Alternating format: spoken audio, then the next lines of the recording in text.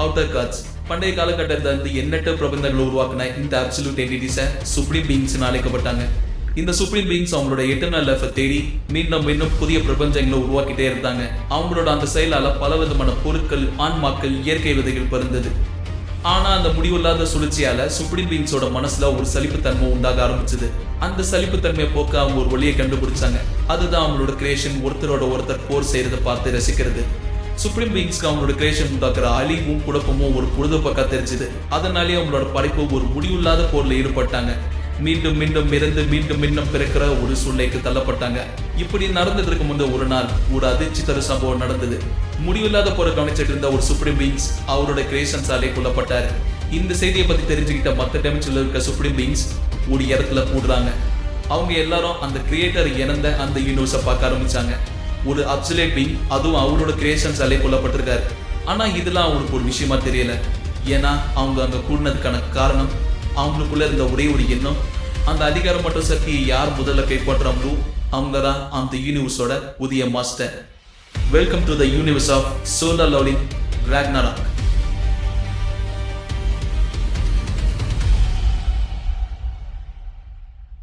கதையோட தொடக்கத்துல சுவா அவனோட ஃப்ரெண்ட்ஸ் கூட அவனுக்கு கொரியன் ஆர்ட்ஸ் யூனிவர்சிட்டியில சீட் கிடைச்சிருச்சுன்னு சொல்லிட்டு எல்லாருக்கூடையும் ஜாலியா சிரிச்சு பேசிட்டு இருக்கான். ஸோ அந்த சமயத்துல அந்த ஸ்கூலோட புள்ளி அங்க வரான். கங்க்ராட்ஸ் சுவோ, நீ ஆர்ட்ஸ் யூனிவர்சிட்டியில சேர்ந்துட்டேன்னு கேள்விப்பட்டேன். உனக்குள்ள இவ்வளோ டேலண்ட் இருக்குன்னு சொல்லிட்டு எனக்கு தெரியாது. எப்பல இருந்த டிராயிங்ல இவ்வளோ டேலண்ட் உனக்கு வந்தது? சூச்சல் மறுபடியும் நீயா? நான் கிம் சூச்சல் இல்ல, லீ என்செல். ஓ அப்படியா? உன்னாலதான் இந்த மொத்த ஸ்கூலின் டேக் ஓவர் பண்ண இருந்த என்னோட பிளான் மொத்தமா நாசமா போச்சு. அது சரி, நீ இன்னைக்கு சேஃபாய் கிராஜுவேட் காரணமும் அதுதான், அதை மறந்துடாது. மறுபடியும் லியன்ஸு பிரச்சனை பண்ண ஆரம்பிச்சுட்டான். நம்ம எல்லாருமே இப்போ கிராஜுவேட் ஆக போகிறோம். ஆனால் ஏன் இன்னும் இவங்க குழந்தை தனமே நடத்துக்கிறாங்க? அதுவும் இல்லாமல் இப்போ தான் ரீசெண்டாக அவனோட பேரண்ட்ஸே வந்துட்டான். அவன் கேட்ட போயிட்டு அந்த நேரத்துல லியன்ஸு சடனா சுவா அட்டாக் பண்ண வந்தான். சுஹோ! ஆனா அதை சுவோ ஈஸியா டாச் பண்ணி அதுக்கு கவுண்டர் அட்டாக் கொடுத்தான். கிராஜுவேட் ஆகிற வரைக்குமாச்சு அமைதியாருன்னு சொன்னா கேட்க அது எனக்கு சுத்தமா வலிக்கல. என்னடா நடக்குதுங்க? அந்த சம்பவம் நடந்து இதோட 2 வருஷம் ஆயிடுச்சு. இப்போ சுவோ யூனிவர்சிட்டியோட செகண்ட் இயர் ஸ்டூடெண்ட். அனைவரின் கவனத்துக்கு மெயின் பில்டிங்ல நடக்கிறது எல்லா லெசன்ஸும் இப்போ அனெக்ஸ் பில்டிங்ல மாற்றப்பட்டிருக்கு. ஸோ எல்லாரும் உடனடியாக அங்கே போங்க. ஹண்டர்ஸ் எல்லாரும் மாஸ்டர்ஸ் சப்ஜெக்ட் பண்ணா கேட்குள்ள போக போறாங்க. ஸோ எல்லாரும் தயவு செஞ்சு இந்த இடத்துல இருந்து தூரமா போயிருந்துருங்க.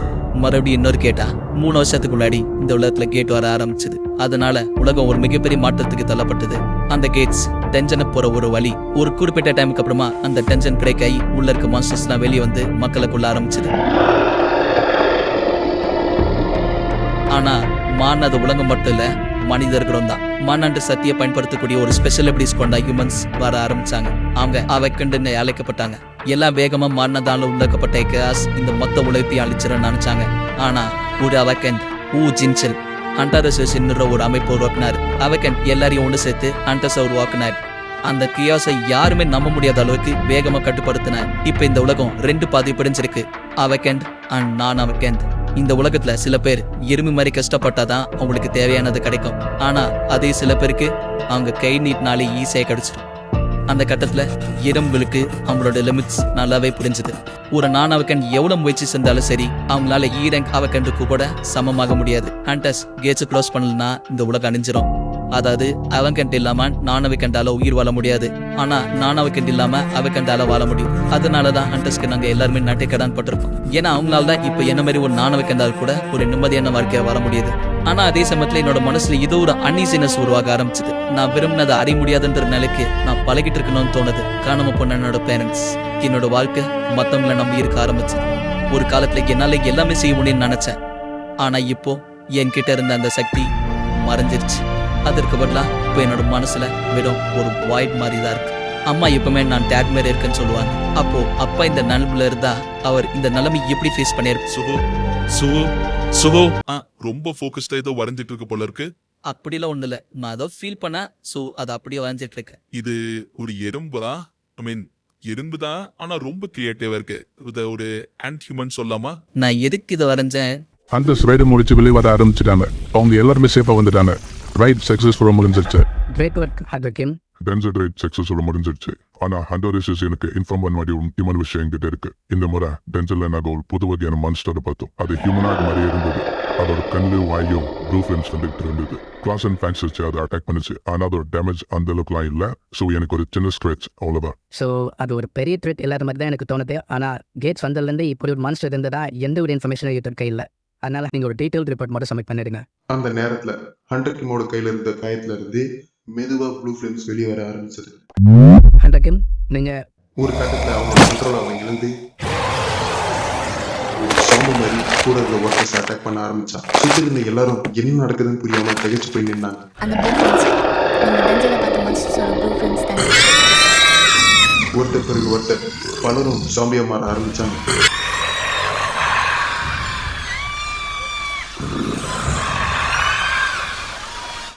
வெளியில் என்ன நடக்குது? அது என்ன?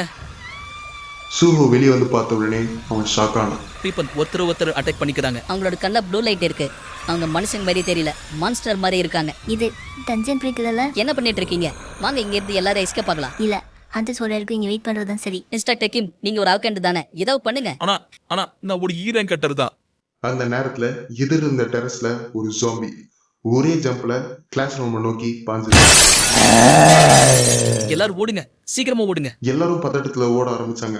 அப்போ அந்த குழப்பத்துல என்னோட கால் என்னால நிக்க முடியல, ஹெல்ப், யாராவது ஹெல்ப் பண்ணுங்க. அவளை பார்த்த சுவோ ஒரு நிமிஷம் திகைச்சு போய் நின்னான். ஆனா அவனோட மனசு கல்லாக்கிட்டு மறுபடியும் அங்கிருந்து ஓட ஆரம்பிச்சான். நான் உடனே போயிட்டு ஹண்டர்ஸை கூப்பிட்டு வரேன். டேம் ஆக்ட், நான் ஏன் ஹண்டர்ஸ் கூப்பிட்டு வரேன்னு சொன்னேன். அது அவளை அங்கே சாகு சொல்லிட்டு வரதுக்கு சமம். ஆனால் என்ன மாரி ஒரு நானா கண்டால அங்கே என்ன பண்ண முடியும்? இப்போ என்னோட பவர்லெஸ்னஸ் நான் ப்ளே பண்ணி எதுவும் நடக்க போகிறதில்ல. சுஹோ, நொசி, என்ன பண்ணலாம்? அப்பா, நீங்கள் இங்கே இருந்தீங்கன்னா என்ன பண்ணியிருப்பீங்க? சுவோ ஓடிட்டு இருக்க அதே சமயத்துல அந்த மான்ஸ்டர் மெதுவா இந்த பொண்ணு பயத்துல உறைஞ்சு போன அந்த பொண்ணுக்கு அங்க என்ன பண்றதுன்னு தெரியல. அந்த சமயத்துல மான்ஸ்டர் ஒரே ஜம்ப்ல அவளை நோக்கி பாஞ்சது. அப்பா இந்த இடத்துல இருந்தா இதை தான் செஞ்சிருப்பாரு. ரொம்ப நாள் முன்னாடி எனக்கு ஒரு கனவு வந்தது. அது ஒரு கேம் மாதிரியான கனவு. ஒவ்வொரு ஃப்ளோரையும் ஸ்ட்ராங்கான மான்ஸ்டர்ஸை டிஃபீட் பண்ணணும். ஒவ்வொரு மாஸ்டரும் டிஃபீட் பண்ண நானும் லெவலப் ஆகிட்டே இருந்தேன். மான்ஸ்டர்ஸ் எந்த அளவுக்கு ஸ்ட்ராங்காக வர ஆரம்பிச்சாங்களோ அந்த அளவுக்கு நானும் ஸ்ட்ராங் ஆனேன். அதுக்கப்புறம் அந்த என்லெஸ் சேலஞ்சை கடந்து ஃபைனலாக அதோட ஹையஸ்ட் ஃப்ளோருக்கு நான் போனேன். அந்த இடத்துல தான் அந்த பவர்ஃபுல்லான ஃபைனல் பாஸை நான் மீட் பண்ணேன். அவன் என் எதிரியாக இருந்தாலும் அவனோட சத்தியை பார்க்கும்போது எனக்கே பொறாமையாக இருந்தது. ஆனால் ஏன் தெரியல, அந்த ஃபைனல் பாஸோட முகம் கிட்டத்தட்ட பார்க்க என்னோட அப்பாவோட முகம் போலவே இருந்தது. என்னோட அப்பா ஒரு ஸ்ட்ராங் அண்ட் ரிலேபிளான பர்சன். அவர் எப்படி அவ்வளோ ஸ்ட்ராங் ஆடினாருன்னு தெரியல. ஆனால் அவர் இப்போ இந்த இடத்துல இருந்திருந்தா அவர் கண்டிப்பாக இதை தான் செஞ்சிருப்பாரு. இப்போ நான் என்ன பண்ணுமா? மன இல்லாத நானாவுக்கெண்டோட அட்டாக் மேஜிக் பிஸ்ட் மேலே வேலை செய்யாது.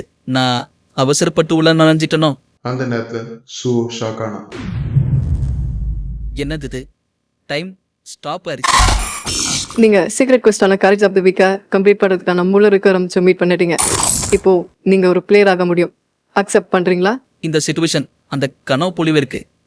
அந்த கனவுல நான் எப்படி போராடனோ அதே போல இப்போ நல்லா போராட முடியும்னா நான் ஏன் இதை ரிஜெக்ட் பண்ணணும்? அக்செப்ட். கங்க்ராச்சுலேஷன்ஸ், இப்போ நீங்கள் ஒரு பிளேயர் ஆயிட்டீங்க. Quest reward, secret quest, courage of the week, blessing, great spell caster காரியனோட பிளெஸிங். மகத்தான ஸ்பெல் காஸ்டான கார்டிலார் உங்களுக்கு ஒரு ஸ்பெல்லை கொடுத்துருக்கா. இந்த ஸ்பெல் உங்களை வாழ்நாள் முழுவதும் ஸ்ட்ராங் அண்ட் ஹெல்த்தியாக வச்சிருக்கும். Next reward, permanent effect, longevity. எல்லாம் டிசஸ், பாய்சன், ஸ்டேட்டஸ் எஃபெக்ட் ஆட்டோமேட்டிக்காக ஹீல் ஆயிடும். தூங்குறது மூலமா உங்களோட ரீஜென்ரேஷன் எபிலிட்டி இனிமே அதிகரிக்கும். இந்த சிஸ்டம் பிளேஸை வளர்க்கறதுக்காக உருவாக்கப்பட்டது. இது ஒரு கனவுல உங்களுக்கு ஒரே ஒரு ஒர்க்கை தான் எச்சரிக்கையா இருங்க. இந்த கேம் மாதிரியான ஸ்டேட்டஸ் விண்டோ நான் நினைச்சது சரிதான். நோட்டீஸ், ஒரு புது குவெஸ்ட் வந்திருக்கு. குவெஸ்ட் டியூட்டோரியல் மிஸ் பண்ண டிபீட் பண்ணி லெவலப் பண்ணுங்க. அந்த நொடி டைம் மறுபடியும் நகர ஆரம்பிச்சது. ஓடு, சீக்கிரமா இங்கிருந்து ஓடு. அவங்க தலைமையில் இருக்க அந்த நேம் டேக். ஸோ என்னோட ஆப்பனண்ட் 2 நானாவுக்கண்ட் ஒரு ஹண்டர். ஆனால் அவனை பார்க்க மேஜிக் பேஸ்ட் மாதிரியே இருக்கானு. நான் மில்லியாவுக்கண்ட் ஆயிட்டேனா? ஸோ லைட்னிங் ஸ்பீட்ல மூவ் பண்ணி ஒரு க்ளீன் அட்டாக் கொடுத்து அந்த ஜாம்பியை டிஃபீட் பண்ணான். ஒரே ஒன் ஷாட்டா? நோட்டீஸ், அண்ணாவுக்கு மிஸ் பண்ண நீங்கள் டிபீட் பண்ணிட்டீங்க. Level up. Notice, quest tutorial has been completed. குவெஸ்ட்டை கம்ப்ளீட் பண்ணதுக்காக உங்களுக்கு ரிவார்ட் கிடச்சிருக்கு. ரிவார்டை செக் பண்ணுறீங்களா? அவன் என்னோட அட்டாக்கை தாங்கி நின்றுட்டானா? சுவோட அட்டாக் டீரெக்ட் மிஸ்பேன் மேல வேலை செய்யற காரணத்தால சுவோ அவனோட அட்டாக்ஸ் எல்லாத்தையுமே டாச் பண்ணிட்டு இருந்தான். பட் ஒரு கட்டத்துல மிஸ்பேனோட கிளாஸ் சுவோட உடலை குத்தி கிழிச்சது. டேமேட், இந்த காயம் இதெல்லாம் நானும் ஒரு மேஜிக் பிஸ்ட் ஆயிடும்னா அவக்க நான் உடனே ஒரு மாஸ்டர் ஆக போறேனா? ஹார்ம்ஃபுல் ஸ்டேட்டஸ் எஃபெக்ட் உங்களோட ஸ்பிரிட்ல கண்டுபிடிக்கப்பட்டிருக்கு. பர்மனன்ட் எஃபெக்ட் லாங்குவிட்டி மூலமா அந்த ஸ்டேட்டஸ் எஃபெக்ட் நீக்கப்படுது. லாங்கிவிட்டியா?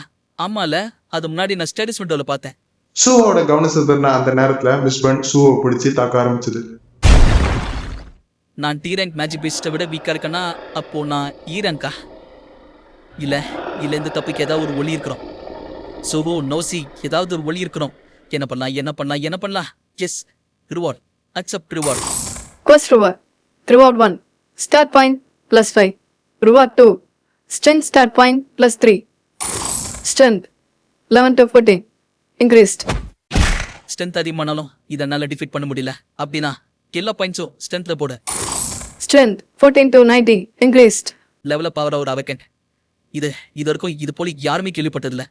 அவைக்கு நான் உடனே அவங்களோட ரேங்க் ஃபிக்ஸ் ஆகிப்போம். அதுக்கப்புறமா யாராலையும் அது தாண்டி ஸ்ட்ராங் ஆக முடியாது. ஆனால் எனக்கு இந்த சிஸ்டம் கிடைச்சிருக்கு. இதனால என்னோட லிமிட்ஸை என்னால் பிரேக் பண்ண முடியும். சூ அவனோட மொத்த பவரையும் ஒரு பஞ்சை கான்சென்ட்ரேட் பண்ணி அந்த டி ரேங்க் மிஸ்பன் மேல அட்டாக் பண்ணான்.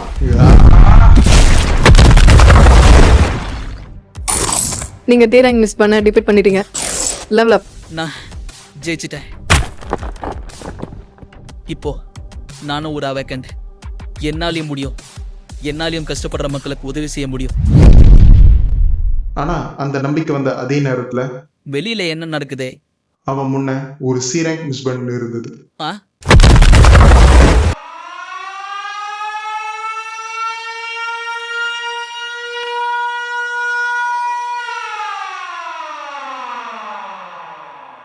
கொரியா யூனிவர்சிட்டி ஆஃப் ஆர்ட்ஸ்ல ஒரு டென்ஷன் பிரேக் ஏற்பட்டிருக்கு. அதனால அங்க இருக்க எல்லா சிவிலியன்ஸும் அந்த இடத்த விட்டு சீக்கிரமா வெளியேவாங்க. டேமட், மக்கள் அங்க சுத்திட்டு இருக்காங்க. ஆனா நம்ம இங்க எல்லாத்தையும் பீடிக்க பார்த்துட்டு இருக்கோம். நம்மளால எதுவும் செய்ய முடியல. ஹண்டர்ஸ்லாம் எப்பதான் வருவாங்க? அண்டர் அசோசியேஷன்ல இருந்து பி ரேங்க் அண்ட் அதுக்கு மேல அண்டர்ஸ் அசைன் பண்றதுக்கு கொஞ்சம் டைம் ஆகும் சார். பி ரேங்கா? இது டி ரேங்க் கேட்டுன்னு தானே சொன்னாங்க?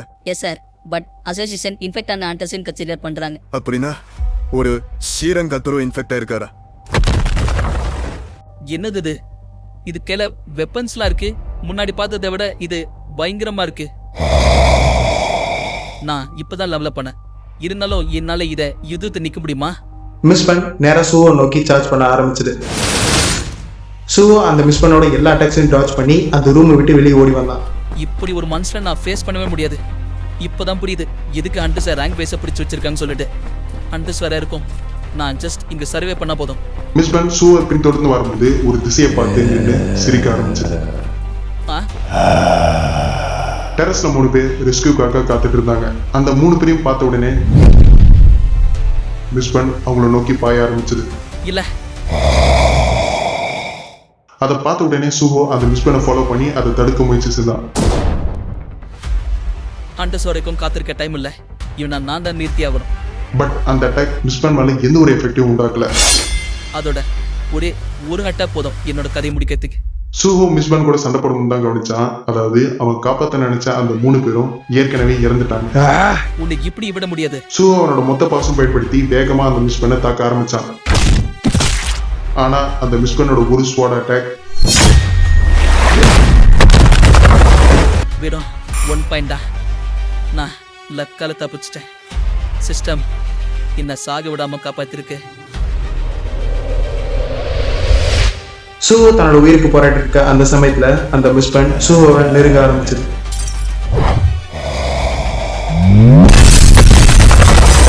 ஒரு இரும்பா. எல்லாத்துக்கும் நான் தாமதமா வந்ததுதான் காரணம். என்னோட ஹைனஸை காயப்படுத்துற அளவுக்கு பேரியம் கொண்ட அந்த தாழ்ந்து பூச்சி நீதானா? ஒரே அட்டாக்ல பெரு அந்த மிஸ்பனை அழிச்சிட்டான். அதை தொடர்ந்து பெரு அந்த இடத்துல இருந்த எல்லா மிஸ்பன்ஸையும் தேடி தேடி அழிக்க ஆரம்பிச்சான். பெருவோட ஸ்பீட் அண்ட் அவனோட அட்டாக் ஃபோர்ஸால அங்க இருந்த எல்லா கண்ணாடிகளும் தவிடுபடியாக்கப்பட்டுச்சு. அது மட்டும் இல்லாமல் ஒரு மிகப்பெரிய அதிர்வலியை உண்டாக்கி சுத்தி இருந்த எல்லா சோல்ஜர்ஸோட மனசுல ஒரு பயத்தை உண்டாக்குச்சு. எல்லா மிஸ்பனையும் அழிச்சிட்ட அப்புறமா பெரு சூஹோ முன்னாடி வந்து, உங்களை பார்த்து ரொம்ப நாளாச்சு என் மொனார்க். சூஹோக்குள்ள சீல் செய்யப்பட்ட அவனோட எல்லா மெமரிஸும் ஒவ்வொன்றா வெளிவர ஆரம்பிச்சு.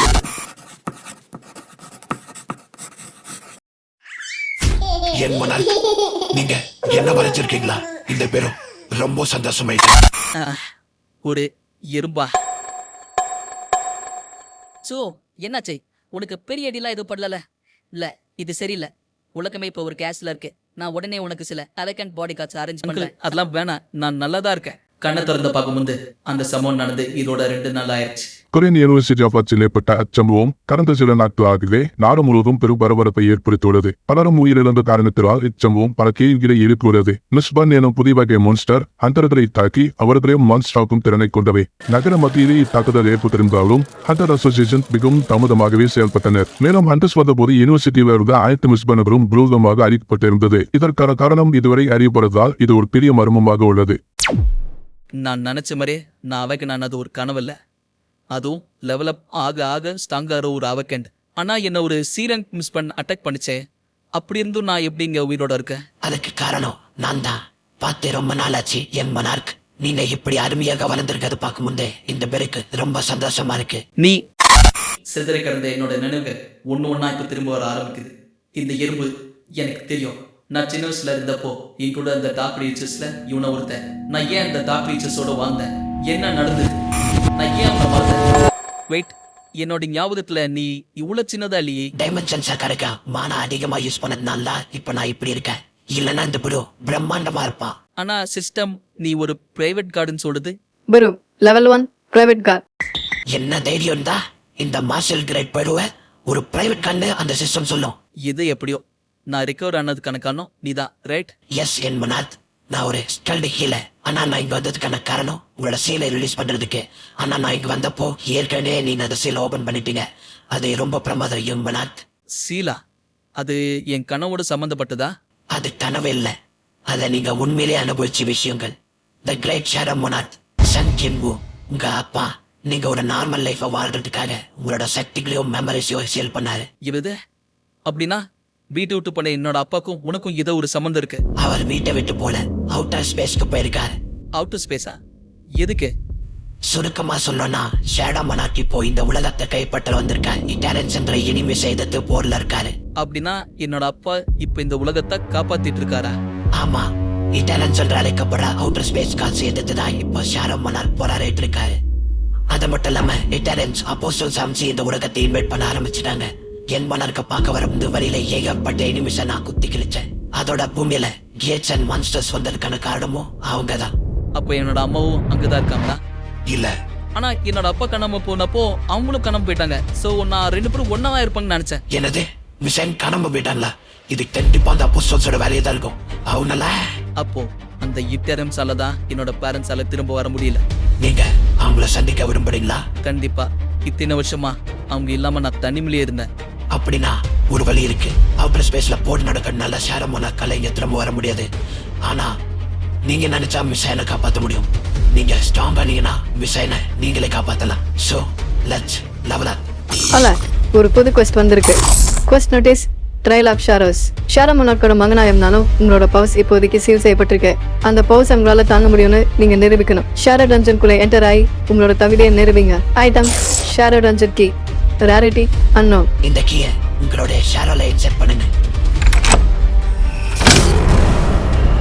உங்களோட சக்திகளை மறுபடியும் எடுங்க என் monarch. Outer space cards, tension, shadow monarch இதெல்லாம் பைத்தியக்காரத்தனமா இருக்கு. ஆனா ஸ்ட்ராங் ஆகி அவங்கள மறுபடியும் என்னால மீட் பண்ண முடியும்னா நான் எல்லா லிமிட்ஸும் பிரேக் பண்ணி டெவலப் பண்ணுவேன். மைக்கி ப்ரோ, எர்த்துக்கு போய் சூவோட சீலை ரிலீஸ் பண்ணு. என் மனார்க்கோட சீலா? ஆமா, இட்டரன்ஸோட இன்மிஷன் இப்போ பூமிக்கும் பரவ ஆரம்பிச்சிருச்சு. ஸோ அதனால பூமியை ப்ரொடெக்ட் பண்ண சூவோட சீல் செய்யப்பட்ட மெமரிஸ் அண்ட் பவர்ஸை ரிலீஸ் பண்ணும். அதுக்கப்புறமா சூழ்நிலையை பொறுத்து முடிவெடுக்கிற அதிகாரத்தை நான் உனக்கு தரேன். மைக்கி, என்னோட முடிவு இந்த பேரும் என் மலர் பக்கத்துல இருந்து அவரோட வளர்ச்சியை பார்க்க போறேன்.